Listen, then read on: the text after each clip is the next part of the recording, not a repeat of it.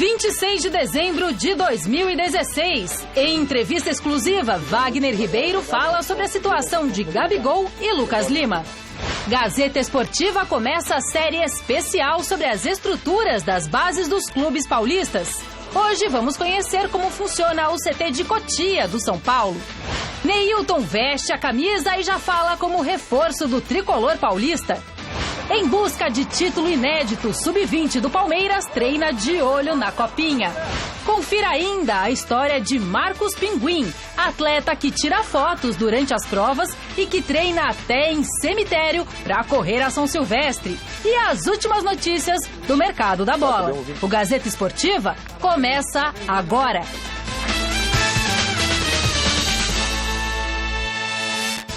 Olá, muito boa noite. Nosso Gazeta Esportiva começa com uma entrevista exclusiva com o empresário Wagner Ribeiro, que é responsável por gerenciar a carreira de diversos craques brasileiros. Em conversa com o nosso repórter Osmar Garrafa, Ribeiro falou o que pensa sobre Gabigol na Inter de Milão, sobre a proposta na China por Lucas Lima e também sobre o momento de Neymar. Acompanhe. É isso, momento de pausa no futebol dentro de campo, mas fora de campo os bastidores continuam muito agitados. Estamos aqui com Wagner Ribeiro, que nos recebe gentilmente para falar de assuntos importantes, de atletas importantes do futebol brasileiro e mundial. Começando com o Gabigol, né? Que a torcida do Santos sente muita saudade, recém-contratado pela Inter da Itália e vivendo já uma possibilidade de retornar ao Brasil. Não tem sido aproveitado o Gabriel lá na Itália. O que está acontecendo com o Gabigol? Eu usei uma palavra há pouco tempo na imprensa que ele estava sendo humilhado. Existem 3 tipos de humilhações: a humilhação física, a humilhação moral e a humilhação psicológica, que eu acho que ele teve humilhação psicológica. Não joga, chega lá com esse status e não colocam ele como se ele não representasse nada. Não está escrito no contrato dele que ele tem que ser titular. Porém, o que eu queria que ele tivesse uma oportunidade para jogar, que ele pudesse jogar meio tempo, jogador de 30 milhões de euros, mas não, põe ele pouquinho, quando ele aquece o jogo termina. É incrível, não dá. Por isso que eu vou para lá agora em janeiro tentar resolver isso. Você como representante dele, o que é bom para o atleta Gabriel nesse momento com todo esse cenário? Ficar na Inter, porque a Inter, como eu disse, é um dos melhores clubes do mundo, honra todos os seus compromissos, ele tem um excelente ambiente de vestiário, ficar na Inter. Porém, se ele não jogar, nós vamos tirá-lo de lá. Situação do Lucas Lima. Teve, em uma das últimas janelas de transferência, a proposta para que ele fosse para o futebol chinês. Ele optou por permanecer no Santos. E o que se comenta no noticiário é que o Lucas Lima novamente interessa ao futebol chinês, mas há até a possibilidade dele realizar o sonho, ir para o futebol europeu. O que temos de momento do Lucas Lima? Permanece no Santos ou vai para a Europa ou China, Wagner? Realmente, ele tem uma proposta astronômica do futebol chinês, para ele ir agora em janeiro. Já levei para ele. A proposta para o Santos não é interessante, porque o Santos só tem 10%. Porém, existe uma possibilidade dele ficar no Santos e fazer um pré-contrato logo, no meio do ano. Se eu fosse o Lucas Lima, eu iria para a China agora. Ganharia um valor por 3 anos maravilhoso. Depois vai para a Europa disputar uma Champions, ele estaria com 28 anos. 29, aliás. Se ele for futebol chinês, ele se libera agora no começo da temporada. Se ele permanecer, ele cumpre contrato com o Santos até o final. Até o final do ano. E o Santos vai ficar com o jogador, que é o que interessa, porque o valor econômico é pequeno, e ele sai livre no final do contrato. E essa situação do Neymar mudou o contexto. O Neymar agora na seleção brasileira, ele é protagonista, claro, é uma das principais estrelas, não só da seleção, como do futebol mundial. Mas na seleção, hoje o foco não está direcionado para ele. Isso é bom, ruim? Como é que você avalia esse momento, Wagner? Aí que faz a diferença entre Tite e os anteriores é exatamente essa. O Neymar é mais um. Ele joga para o time e antigamente era jogada nas costas dele a responsabilidade, que agora não tem mais. Por isso que ele está mais tranquilo. E esse problema, que obviamente é pessoal, mas cai no noticiário, essa questão do fisco lá na Espanha, como é que o Neymar está vivendo com isso? Está tranquilo? Novamente parece que já foi arquivado, enfim, o que dá para passar? O quanto isso pode refletir no desempenho do atleta dentro de campo? Está tendo alguma interferência? Não está? Ele está administrando legal? Nunca houve. O pai dele sabe separar as coisas. Ele está tranquilo quanto a isso. E não deve nada, diga-se de passagem, não deve nada a ninguém, a fisco, e nem nada a ninguém, a investidor que fez na época um contrato. Ele foi o que ele recebeu, a empresa do pai dele lá fora é justo, ele trouxe o dinheiro para cá pela pessoa jurídica, pagou os impostos e a Receita Federal veio para cima para cobrar na pessoa física, o que é uma coisa que nós estamos discutindo em juízo. Bem, meus amigos, boa tarde a todos, boa noite, né? Oi, Anitta, oi, meu querido Garrafa. Evidentemente que ele falou de 3 jogadores que vivem 3 momentos diferentes, né? O Gabigol foi para fora e não se adaptou. O Neymar hoje, aos poucos, está galgando e subindo cada vez mais. E é uma questão de tempo, talvez esse ano mesmo, esse ano que vai entrar, 2017, ele seja eleito o melhor jogador do mundo, porque ele vem numa crescente, né? E o Lucas Lima, que tem tudo para ir para o futebol estrangeiro. Mais especificamente, Espanha, né? E por um motivo muito simples, afinal de contas, o amor fala mais alto, na verdade. Estaria o Lucas Lima, que veio aqui no nosso troféu, namorando a irmã do Neymar. Está enamorado? Estão aí, ou estariam aí, né, com um aferzinho e tal. E evidentemente que ali é tudo uma família e não tenho dúvida que o Lucas Lima, qualquer time que ele for da Espanha, ele vai sair bem, pelo futebol dinâmico que ele tem e tal.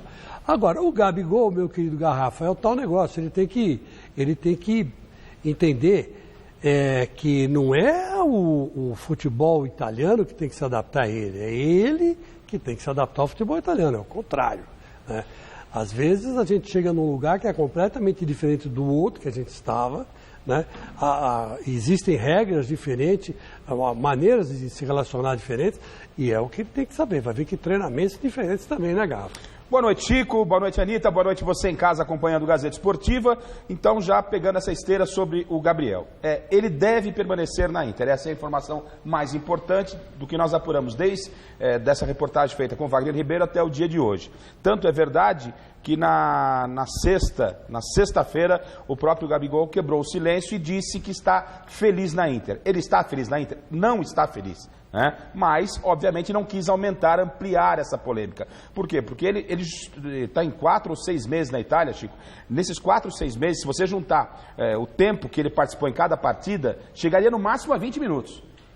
E claro que um jogador não vai para nenhum clube, principalmente saindo da América, indo para a Europa, para ser titular, não está escrito isso no contrato. Mas é um jogador de qualidade. Não é? Então, alguma coisa não está muito legal lá. Me parece, sim, uma certa perseguição, mas o momento é baixar a poeira, não seria uma boa retornar para o futebol brasileiro, ele se queimaria no mercado europeu e também não chegaria tão em alta por aqui. Então, o que deve ser acertado, até com a ida do Wagner Ribeiro para o futebol europeu, é que ele permaneça por lá. E a Inter não deve abrir mão dele porque perderia a inscrição do direito de atleta comunitário, né? Então, o Gabigol deve permanecer na Inter. Sobre Lucas Lima, o Wagner Ribeiro disse claramente que tem uma proposta milionária sobre o Lucas Lima. Mas aqui no Gazeta Esportivo você ouviu o presidente do Santos, na última sexta-feira em reportagem, o Felipe Esboril, dizer que essa proposta não chegou à mesa dele.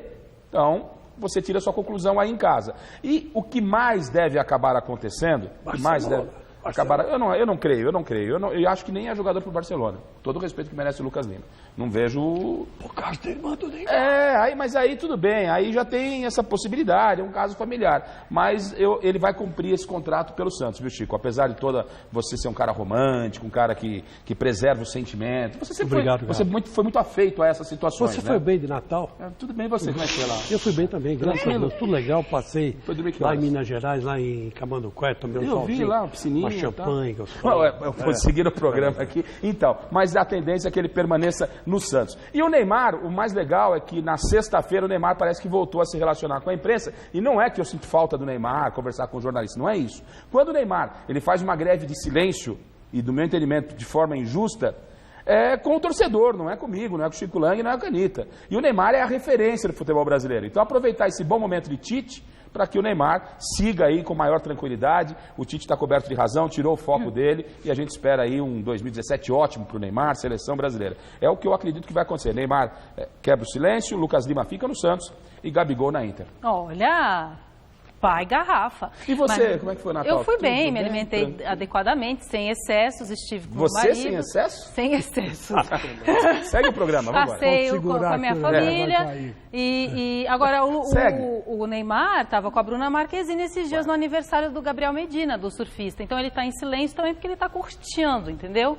Vamos seguir o programa, Segue. né? Vamos lá. O Garrafa deu aí a informação de que o Gabigol está feliz na Inter de Milão, mas a gente quer saber o seguinte: se você fosse o Gabigol, você ficaria ou sairia da Inter de Milão?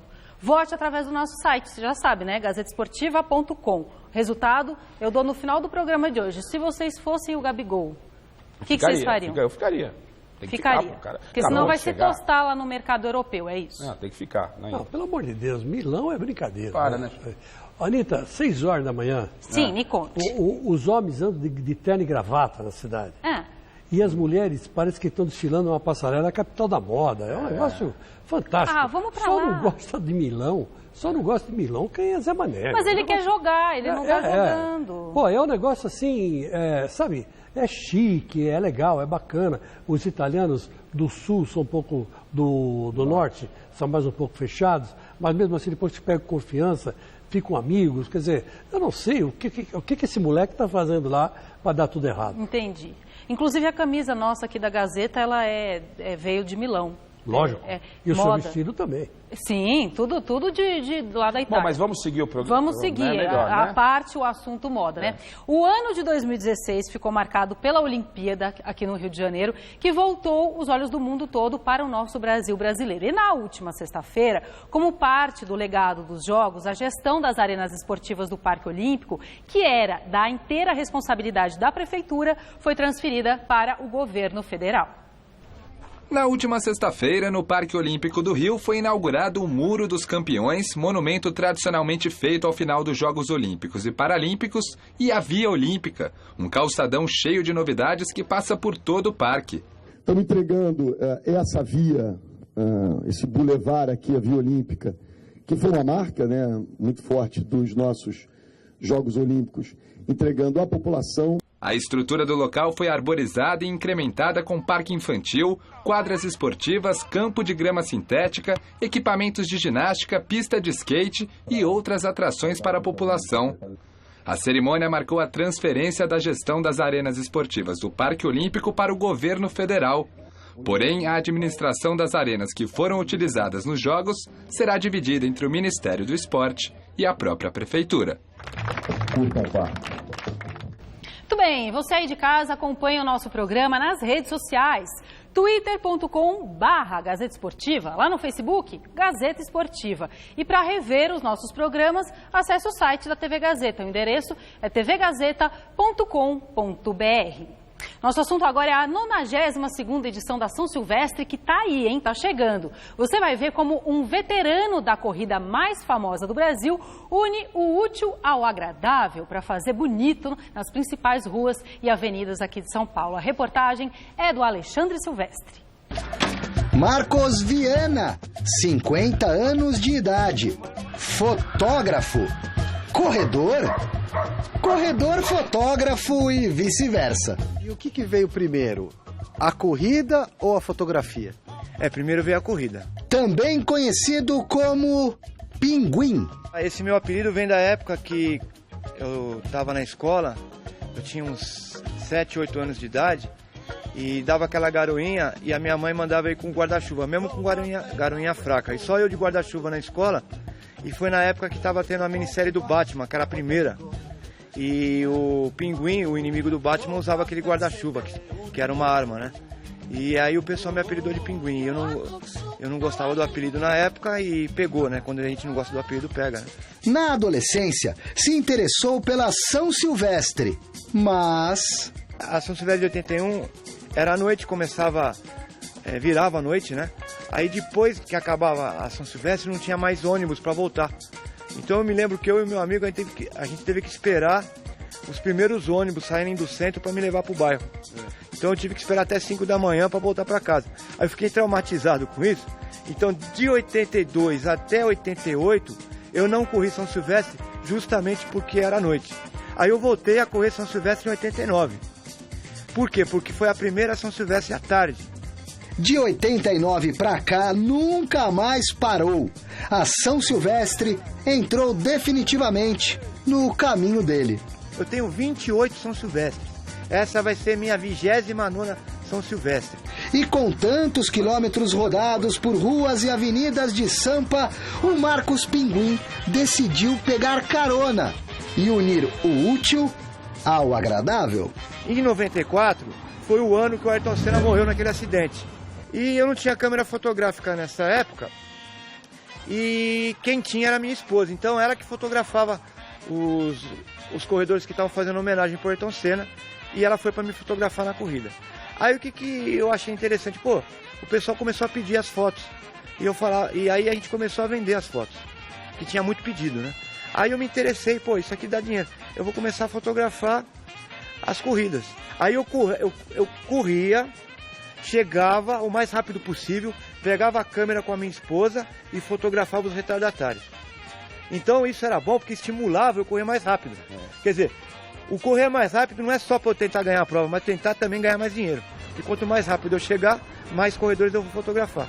Aí em 2001, eu apimentei mais o meu trabalho, né?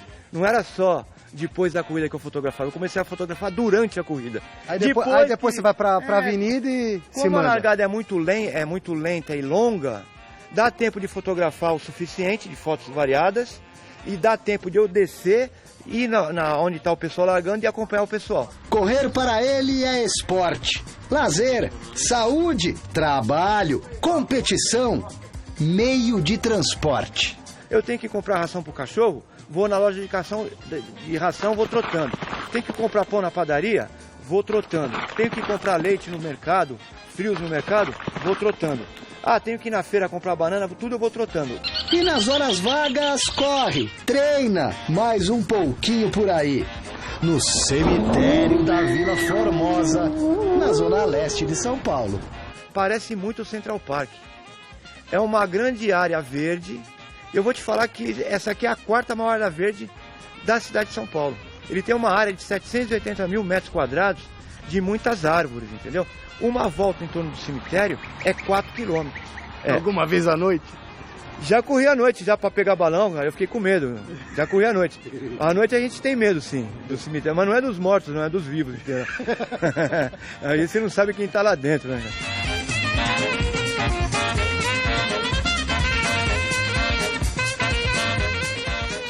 Gazeta Esportiva de volta para a gente falar de troféu Mesa Redonda. Hoje é o dia de ver quem foi o escolhido como volante da nossa seleção.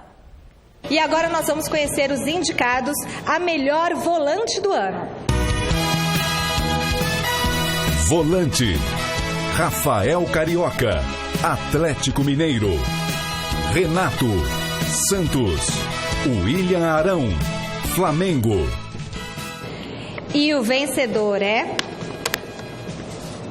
Puxa, essa é a primeira vez que esse jogador vence o troféu Mesa Redonda. Ele começou a carreira no Grêmio Barueri, passou pelo Corinthians, passou pelo São Paulo, pelo Espanhol da Espanha e se consagrou com a camisa do Flamengo. Com vocês, William Arão.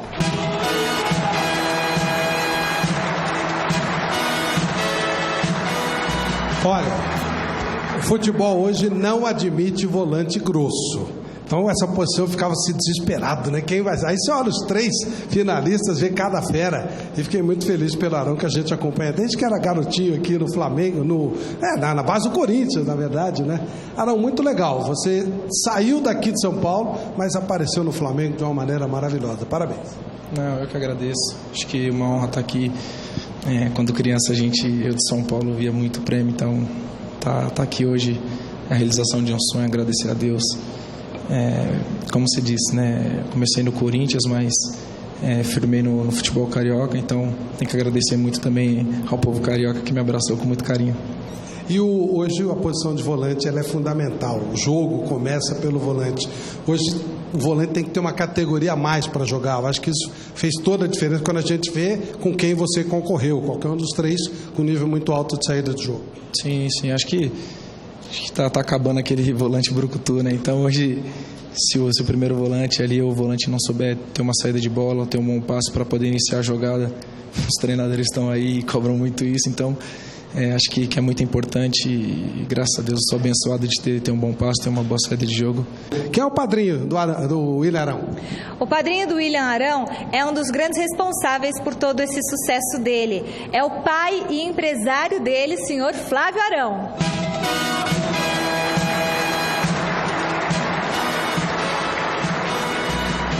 O pai ajuda, o pai acaba levando ao caminho. Seu pai foi jogador de futebol? Foi não. Não, perna de pau. A gente também quer chamar ao palco mais uma pessoa que é muito importante, que sempre está ao lado do William Arão, a esposa dele. Amanda, vem pra cá.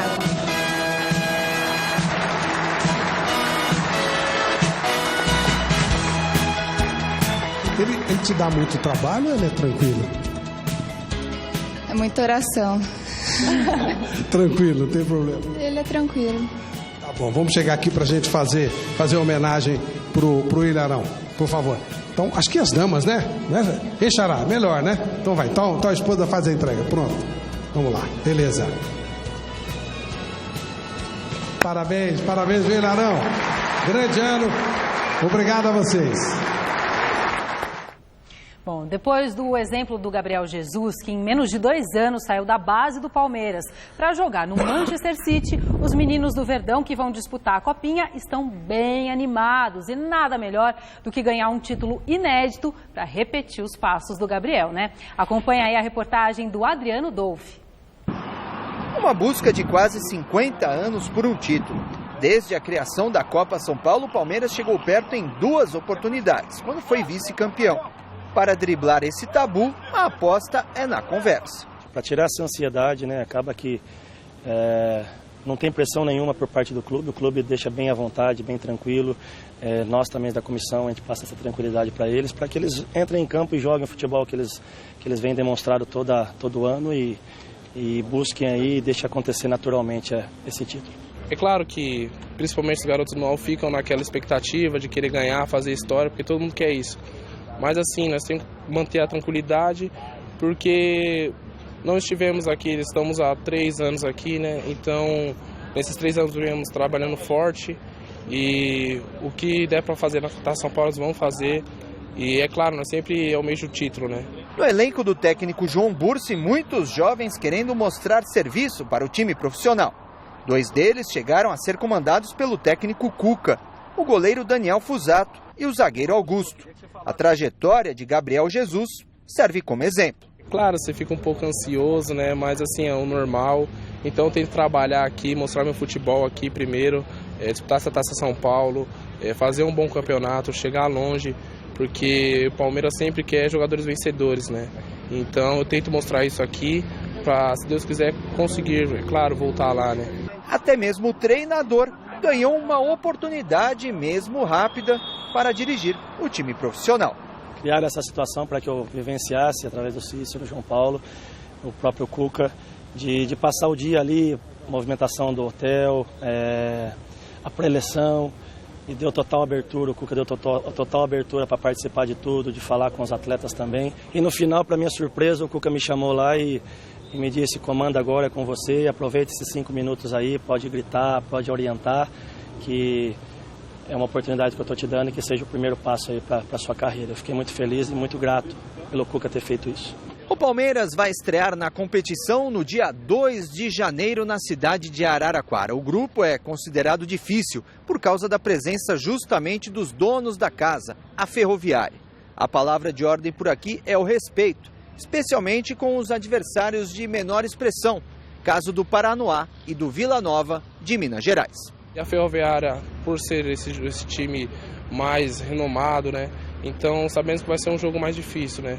Porém, Paranoá e o Vila Nova também são grandes adversários que vamos enfrentar e respeitar sempre, mas mostrando a grandeza do Palmeiras. São equipes aí que também estão buscando visibilidade, atletas que estão buscando a oportunidade da vida deles, jogando contra a equipe do Palmeiras e buscando essa oportunidade, como todos aqui, de uma Taça São Paulo. Então esperamos jogos difíceis e estamos concentrados e prontos para qualquer tipo de situação. Ô Chico, nessa época de vacas magras, né, é muito importante a Copa São Paulo. Apesar de não gostar do formato, com o número excessivo de clubes, mas ela é muito importante, falando especificamente do nosso futebol, dos grandes clubes da capital. É verdade também que o Palmeiras é quem tem mais bala na agulha nesse momento, que está indo ao mercado, não é? Mas é importante que você filtre da categoria de base, os clubes que estão com poucos recursos, para a montagem do elenco para 2017.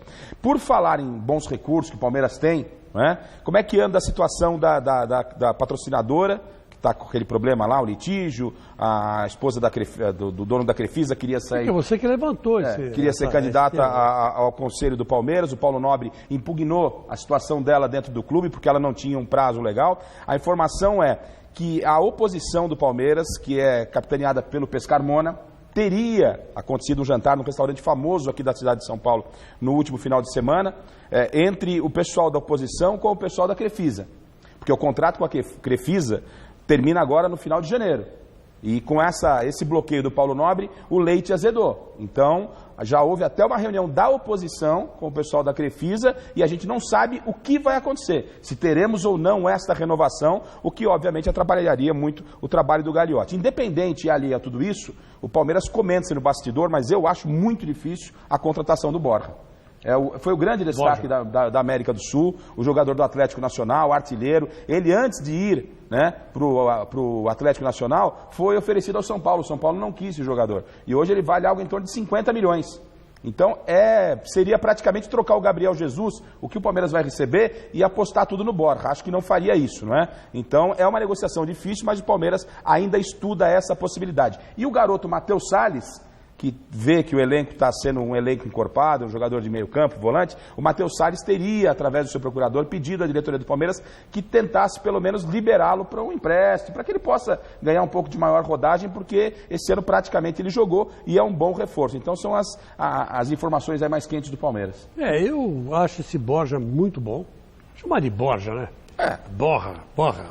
Borja é seu critério, seu critério, sinta-se à vontade. A portuguesar é Borja mesmo. Esse Borja é muito bom. Ele no Atlético Nacional fez gols atrás de gols. Ele praticamente deu a Libertadores para o Atlético Nacional. Foi decisivo na campanha. Foi decisivo. Foi eleito o melhor jogador da competição. E tem o quê? 24, 25 anos, né? Tem todo o futuro para frente. Agora, esse é um presente que viria, né, se por acaso a patrocinadora do Palmeiras renovasse o contrato. Por acaso não renove, não vem. Evidente que não. Mas, enfim, é um grande jogador do momento hoje na Sul-Americana, no cenário sul-americano. E se alguém quer substituir o Gabriel Jesus, que não é fácil, né? Não é fácil. Hoje o Gabriel Jesus é um jogador de ponta da seleção, ao lado do Neymar, né? Ao lado do Felipe Coutinho. Jogador diferenciado, né? É um jogador diferenciado, joga de centroavante, então esse aí viria e cairia que nem uma luva. Agora vai nas equipes de base, para aparecer outro Gabriel Jesus, vai demorar um tempinho, porque um jogador bom assim, não é toda hora que surge, né? Eu só lembro que antes do Gabriel Jesus surgiu o Wagner Love. E o Wagner Love, consagradíssimo, né? Disputou jogos pela seleção brasileira, voltou para o Brasil, foi para o Corinthians, foi campeão brasileiro pelo Corinthians, apesar de criticado, não saiu gol de jeito nenhum. O Tite teve paciência, o cara fez 14 gols, mesmo em uma fase, enfim. O Palmeiras tem esse negócio de vez em quando revela um atacante. Nos últimos tempos tem sido isso. Tomara que apareça aí um bom atacante também agora das equipes de base, mas com o talento, com o pique do Wagner, Wagner Love, e o pique de Gabriel Jesus vai ser difícil. Vai ser difícil. Aí tem o Miguel Borja, como você quiser falar, que é atacante, né? Mas tem também o Alejandro Guerra, que esse sim foi eleito. Eu falei errado. Esse sim foi eleito o melhor jogador da competição. Ele também está em vista. Tá velho? Tá meio coroa. Tá meio coroa? É bom jogador. Ele é meia, hein? É um belíssimo reforço. É equatoriano, viu? Ele é equatoriano. Ele não é colombiano, não. Não. Ele é equatoriano. Só falei que ele jogou no Atlético Nacional. Bom, gente... é verdade que quando ele joga pelo Equador, coitadinho, ele some lá. Some, né? Some. Tá bom. Bom, durante toda essa semana, o Gazeta Esportiva vai mostrar uma série super especial sobre as estruturas das bases dos 4 grandes clubes aqui de São Paulo. Hoje a gente vai conhecer como funciona o CT de Cotia, do Tricolor Paulista.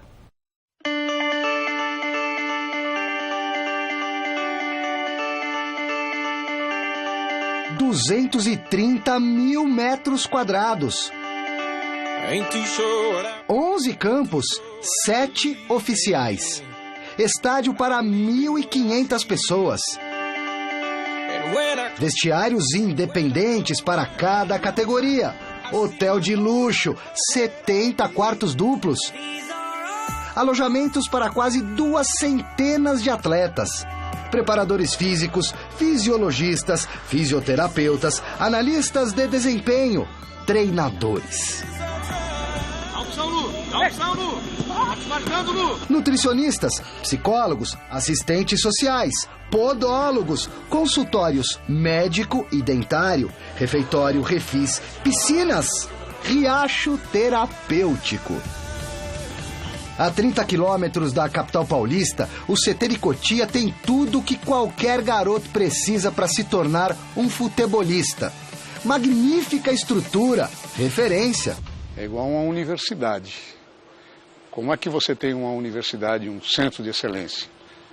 Quando você procura, por exemplo, para entrar na USP, na Unicamp, em Harvard, MIT, a primeira coisa que você tem que ter é patrimônio, obra, campus. É o que nós temos aqui. Especialistas lapidam os diamantes brutos do ponta esquerda ao goleiro. O Rogério é referência para eles aqui. Então eles procuram trabalhar em cima do que o Rogério passou para o São Paulo. E para toda essa geração de goleiro que está surgindo agora, né? Trabalho com os pés, porque o trabalho é muito importante, tanto aqui como na Europa, estão usando muito o trabalho com os pés. Aprimorar a técnica, a tática, o físico. A gente acaba vendo em alguns clubes tendo algum espaço semelhante, mas tudo muito pequeno. Acaba sendo perto do estádio onde eles treinam, dos campos onde eles treinam, mas uma estrutura tão grande, tudo perto, eu não conheço no Brasil. Esse Caminho das Águas é uma pista de água. Essa água é resfriada, tem um equipamento que resfria a água e ela tem em torno de 100 metros e a cada 20 metros tem um tamanho diferente de pedras, que é justamente para trabalhar a propriocepção, o estímulo da planta do pé, além que nós fazemos um trabalho de resistência. Respaldo, saúde e talento. E o bom de bola vai para a escola. Aqui, para ser atleta do São Paulo, tem que estudar. Nós temos convênio com as escolas, acerca do nosso campus aqui, e que nós oferecemos não só o convênio da escola para estudar, mas a condução também. Hoje ele não foi. Por quê? Porque ele está disputando um campeonato, mas tem o controle. Quando ele volta, vê o que ele perdeu, repõe. Se não tiver bem de nota, o professor, o técnico, tira do time? Cobrado, é totalmente cobrado. Porque o nosso orientador, ele passa tudo pro nosso treinador, quando a gente toma suspensão, fica fora de treino, essas coisas.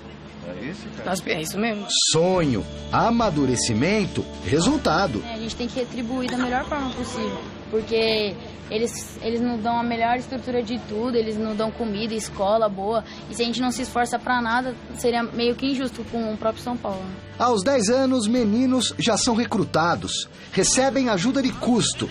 Firmado o primeiro contrato, o salário de jovens emancipados varia de 3 a 6 mil reais aproximadamente. E como entrar nesse jogo? Indicação, peneira, olheiro, empresário. A gente sempre prefere trazer os pais e as mães dos meninos, mesmo que venham com o empresário. Porque os responsáveis são os pais dos meninos.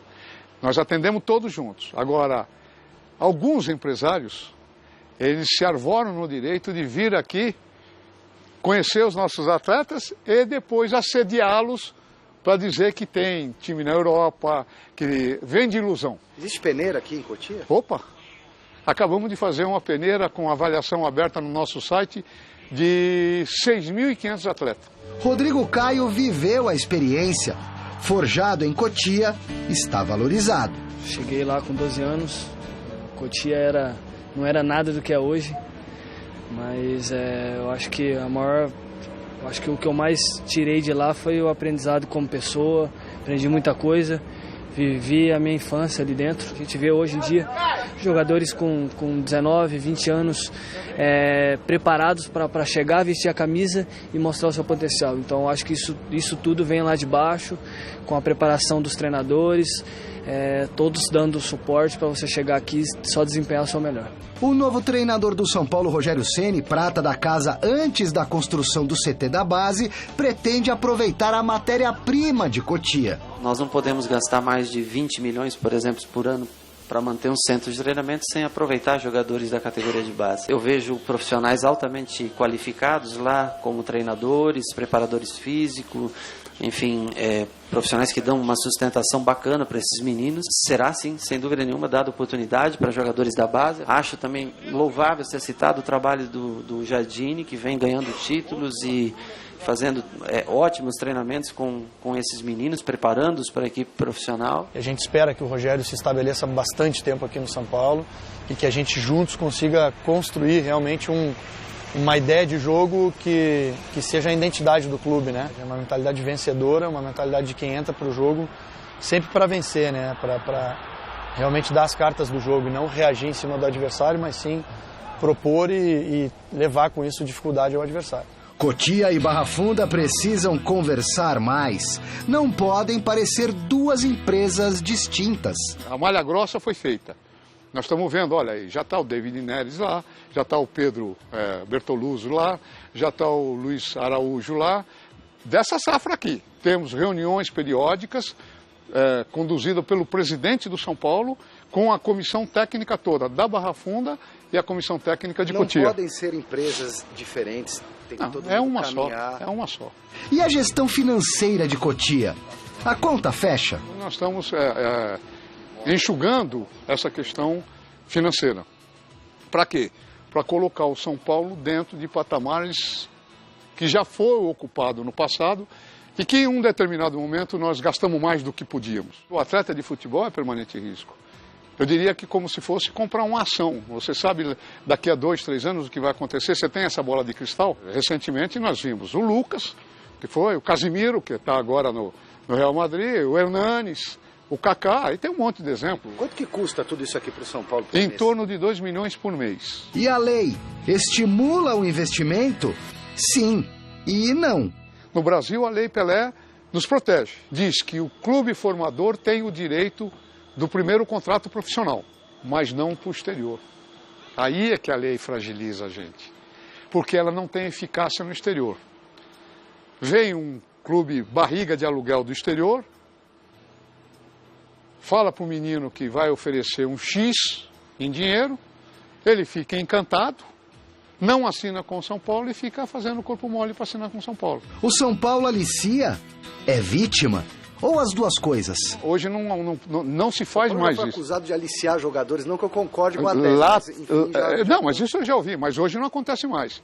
Por quê? Porque, inclusive, os gerentes dos clubes de base, eles fizeram um grupo de trabalho onde se um menino está no Santos e vier jogar aqui no São Paulo, porque foi assediado, eles mesmos inibem que isso ocorra. O CT de Cotia já esteve mais aberto, exposto, desprotegido em relação às forças externas e a outros interesses. Mas a atual gestão garante que de uns meses para cá, o Centro de Formação de Atletas Laudo Natel foi devidamente blindado. Aqui não tem esquema? Nenhum. E se tiver, eu diria para você o seguinte: se lá atrás tinha esse mito que ganha para escalar jogador, que ganha do empresário, isso é muito comum no futebol. Você não deve ouvir falar e conhecer histórias de ouvir falar, eu diria para você, eu gosto muito do Lava Jato. O que está acontecendo estão pegando aqueles que efetivamente faziam coisas erradas, indevidamente contra o país, certo? No mundo do futebol, ouvi falar, não funciona mais. O São Paulo passou um momento de turbulência. Não precisa falar o que já foi falado.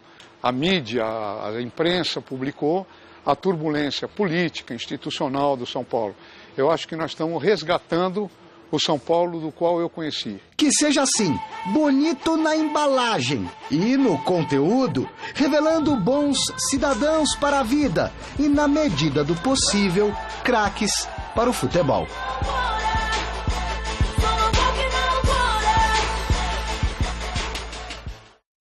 Bom, Gafa, olha, a gente olha, excelente o que o São Paulo fez. Mas você sabe que lá nos Estados Unidos, qualquer high school, que é o ensino básico dos Estados Unidos, tem toda essa estrutura que você viu aí. E é dado para quem quiser estudar, é obrigatório o americano estudar e passar pela high school. E tem tudo isso que o São Paulo está oferecendo. E nossas escolas públicas estão nessa desgraça que a gente vê, né? Tanto as municipais como as estaduais. E se aqui em São Paulo está ruim, você imagina nos outros estados. Mas, enfim, é o Brasil, né? Por isso que lá o americano tem todas aquelas grandes feras do esporte, né? E aqui, de vez em quando, de século em século, aparece uma.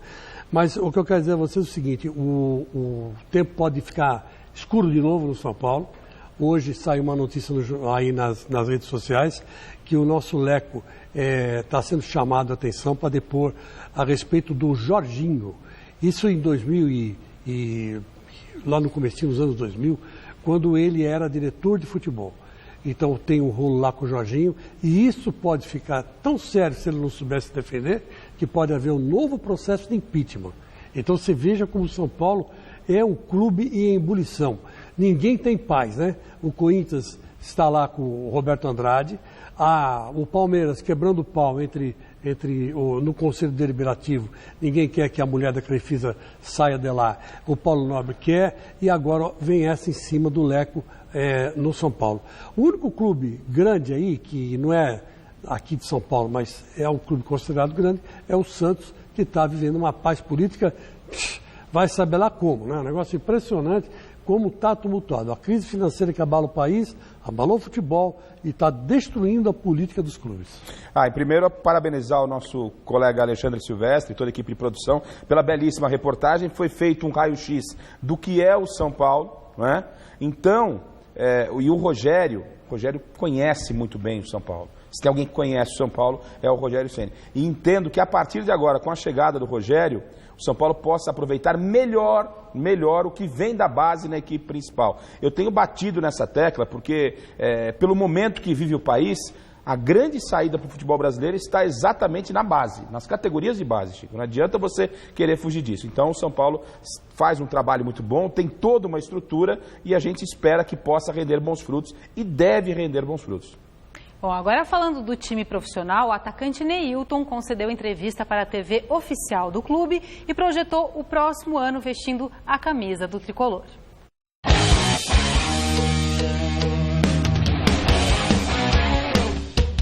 Realizando mais um dos meus sonhos, todos lá de casa são paulinos e quando eu dei a notícia para eles todos ficaram felizes, então bastante amigos também, muitas coisas, então vou procurar honrá-lo eles também, né? Honrar a camisa do São Paulo ao máximo, me entregar dentro de campo, focado para que eu possa fazer uma excelente passagem aqui no São Paulo.